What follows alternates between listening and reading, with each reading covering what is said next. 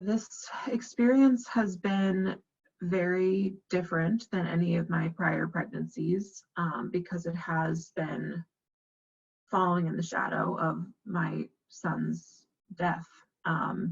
We got pregnant again about 3 months after Andy died. And,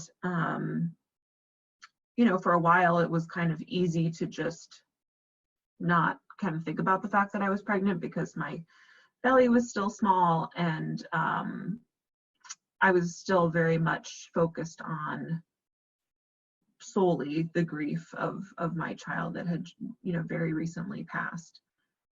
And when we found out that it was another boy, all these feelings came to me, and I'm very grateful that it's a boy, because that's what my other son Zachary, he has always had a brother, and now he's going to have two brothers, and he'll have another brother living in the home with him, which is what he had known until his brother passed away when he was only 15 months old.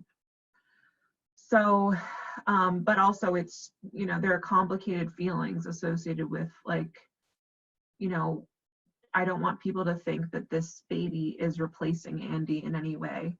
And the fact that it's another boy, I don't want people to think, okay, well, like, thankfully, they can kind of have this, two-boy household again. I certainly don't see it that way at all.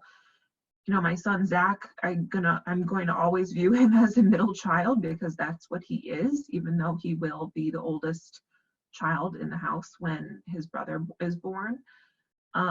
We also wanted to honor Andy in some way with this baby, while also, keeping this baby, as his own separate person, and keeping Andy as his own separate person. And, like I said, it's not a replacement situation, but I did want to honor Andy in some way, because I do feel like in some ways he did help facilitate this baby. And I do think, as complicated as the emotions are, I do think it has given us something to, look forward to as far as bringing new life into the house. And, I do view it as a blessing that we were able to have another child.